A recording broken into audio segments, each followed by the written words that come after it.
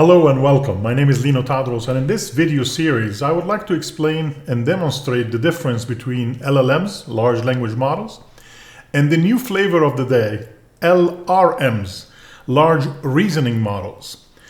The technology has jumped so far in the last 2 years in the generative AI world, and it's truly amazing where we are today as far as capabilities, speed, and cost. With the introduction of agents and how a system can think and mimic a human thought process and go back and forth with all the different resources available to it to reach an acceptable answer, truly amazing. In this first video, I would like to demonstrate a free way to play around with reasoning models and see what they bring to the table. Let's go. All right, let's go and open up whatever browser you have on your machine that you prefer to use. And I'm going to go to github.com, okay?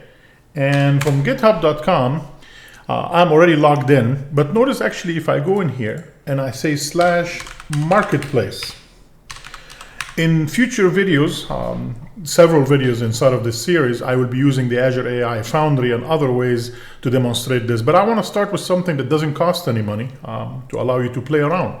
So if I go to the GitHub Marketplace, this is where you will see a lot of different models available, and you can read all about them and see what they can provide and so on. What I'm interested in on the left side in here, the third one from the sidebar says models. If I open this up, I can open up the catalogs of all the available models, and I also can play around with any of them for free. Yes, there is a rate limiting on those because of course it's free, but for you to play around and see the capabilities of these models, it's great to do it in the github.com marketplace for free. So I'm going to start with clicking on catalog, for instance, and you will notice I can see the most popular ones, the recently added ones to the system. There is a DeepSeek in here, the Grok 3 and Grok 3 Mini, and you can see a lot of them. There is 3 pages of them. Of course, these are not all the models available that you can actually play around with. As a matter of fact, if you go to the Azure AI Foundry, there is over 11,000 models available as of the recording of this video. Here is not 11,000, but at least it will give you a flavor whether you want to use something like 5.4 or 5.3.5 Llama for Maverick, or you want to use something like this one, MAIDSR1. That is DeepSeek that has been fine-tuned by Microsoft. So you can go straight to DeepSeek itself. We can use the one that have been fine-tuned by Microsoft. You will notice OpenAI has a lot of different ones, the GPT ones that are general use of a model, and there are the O1, O3, O4, and these are the reasoning models that we will see in this video, how we can actually take a look at how they work. So let's go ahead and try one. I'm going to go to the playground in here. That will open up our playground. And I can actually choose any model that I want that is available inside of GitHub to use. I can use the 4.1, 4.1 Mini, 4.0. You can name it, whatever you'd like to use, okay? And there are some of them are reasoning model, including the DeepSeek one that has been trained by Microsoft as well. There is a lot of different ones in here as well, okay? So I wanted to show you something. Let's open up the GPT 4.1 Nano model. I'm going to click on that. And the nice thing about it, once you decide on a model, you can actually see a lot of details about that model. The rate limit here is low. You can actually click on this low and understand what that means. If you click on low in here, it will tell you whether you have Copilot for free or the Pro version or the business version or the enterprise version. Low means requests per minute is 15. For our need in here will not be a problem at all. Okay, we're not going to make 15 requests per minute. We're not going to exceed that. But of course, this is not something you're going to go to production with, right? Especially when you're doing this for 20, 30,000 people using your chatbot, for instance, that's not going to work. But for trying things out, you definitely can play around in this playground to make sure everything is working correctly, and you get a sense of what's happening in here as well. Also, if I would like to know more about the GPT 4.1 Nano or any other model, notice at the bottom it says model detail page. If I click on that, it will go to a page that will give you a lot of information, for instance, about the model itself and the resources, where is it coming from, the cost rate. Let me go back here and show you. The context is 1049K input, 33K output. The training date was May 2024. That means if you ask it any questions that came after May 2024, you probably would not know the answer to that as well. This is how it was trained. And also the languages that have been trained with to be able to answer is here as well. So let's go ahead and do something fun in here. I would like to ask a question to the GPT 4.1 Nano and see if it gets it correctly.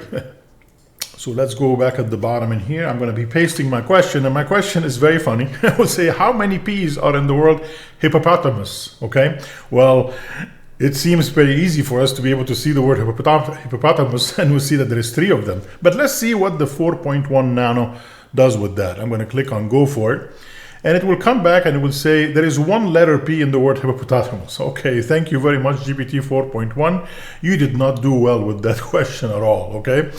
So, and notice at the top, it will tell you how many tokens have been used for the question and how many tokens have been used coming back as the output itself. So 18 and 18, and it took 1.3 seconds or so to answer that question, okay? Now let's go ahead and compare this with something else, for instance. I'm going to click on the compare in here, and that will split the screen. I just need to show it which one I would like to use with. Let's go ahead to the DeepSeek, that one that has been trained with the Microsoft one, and that's a reasoning model as well. And in that case, I would like to ask the question again. Now it's split in the screen. The one on the left side is the GPT from OpenAI Nano, and the one on the right side will be the DeepSeek with Microsoft fine-tuning. Let me ask the question one more time. How about that? And now when you do that, it will actually ask the question for both of them, and you will see the difference between the input, output, and the amount of milliseconds that will answer that for you. So let's give it a shot. Now, GPT changed its mind. Now there is 2 P's, it's still wrong. But look what actually a reasoning model is doing. It says think, and then it will actually try to make sense of what the question is and what it needs to do. It actually ended up displaying 1 letter at a time, and it will be decided if this is a P or not. And at the end, it will get the answer correctly. It should be 3, and the answer, my final answer, is 3 P's in hippopotamus. Of course, if you go to something bigger than Nano, just the regular GPT 4.1 or GPT 4.0 even, it will get it correctly. But again, that's because these are newer models and so on. But can you imagine that with a model that costs millions of dollars to train, you could not even find the number of P's in there? Because the way I asked the question, maybe with the PS together as 2 letters, maybe that confused the model itself. But again, with the reasoning model, it was able to find the correct answer by looking at it exactly the same way a human being would probably put the whole word in front of them and look at every single letter to see if it's a P or not, and then create a counter for that to find out that there is 3. So it's really mimicking the way a human being will look at a problem like this to solve it as well. The question now is that what was the cost and the speed between these 2? Yes, it was more accurate, of course, using a reasoning model, but notice that there is a 54 tokens for the input, 17 for the output, and it took less than half a second to answer my question. If you take a look at the other side, there was 16 for the input, 589, that's a lot more than 17 for the output, and it took 21 seconds to actually be able to answer that question. How important is it for you to actually know how many P's are in the hippopotamus? Alrighty. So that is definitely the main question. So there are definitely things that will require the use of a reasoning model to be able to dig deep and being able to think about the problem before answering, but not for something as silly as that. You will be spending a lot more time and a lot more money on the tokens for doing something like that. Even though the reasoning models are definitely getting cheaper by the day, so that will entice people to actually more and more use definitely reasoning model in the future. Now let's go ahead and try different questions with 2 different models. So on the left side, I'm going to change from the 4.1 Nano, and let's go ahead and get, for instance, the regular GPT 4.1. Okay, that's a pretty powerful one. And on this side, instead of using the DeepSeek, the one that have been trained or fine-tuned by Microsoft, let's go ahead and use a very, very strong one and very actually inexpensive one, which is the 04 Mini right there. Let me click on that. And now I'm going to ask a question. I'm going to say, for instance, which movie has the most Oscars? Okay, so let's go ahead and click on that, and let's see both of them at work. Notice actually what's happening with the input and output. Oh, I got an internal error. That happens sometimes. Don't freak out. Remember, there is a lot of people using 04 Mini at this time. You might have to wait a few seconds and try again. No problem. All right, so I refreshed after a minute. Hopefully it's gone.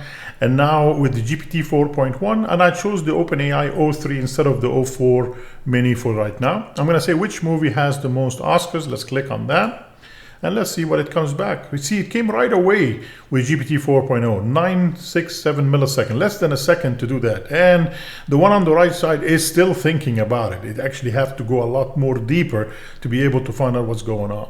And it came back with says Ben-Hur, Titanic, and The Lord of the Rings. These are the three that got the most, which is 11 Oscars. And on the right side, no single film stands alone at the top. 3 movies share the record. So it did a lot more work to be able to figure this out as well. Let's go ahead and change this from 03. Let's go back to 04 Mini, and let's see if it can actually do the job again now. Let's go ahead and click on it, and let's see if the 04 Mini is back or is still going to have a problem. All right, remember there is a 77 out of 156 for the output because of the caching, less than a second. And also the 04 Mini, now it's working fine. And you'll notice it came back to the exact same result as the GPT-4.1. The only difference is you ended up paying a lot more money for it. And also the amount of time you have to wait is 12.5 seconds, and it took 440 instead of 77 tokens for the coming back, because there is a lot of that you don't see in here. And that was the thinking going back and forth to be able to recognize the best correct answer from the system itself. So that's what a reasoning model is all about. I know that doesn't really solve major problems, and I'm hoping in the next 2 to 3 videos we'll start showing things that will hopefully blow your mind about what reasoning can do. Of course, these kind of things, a regular GPT model or any of the other generic kind of models will be able to answer them with no problems regarding the Oscars and how many letters in the word and all of that stuff. You don't need really the full-blown reasoning model and pay the money and wait for the amount of seconds to be able to get that answers. But we will see when this will become very, very useful. I hope you enjoyed this first video. It's very simple, just to give you an idea what's going on. And in the next video, we'll take a look at how Azure AI Foundry allow you to do that as well. Thank you.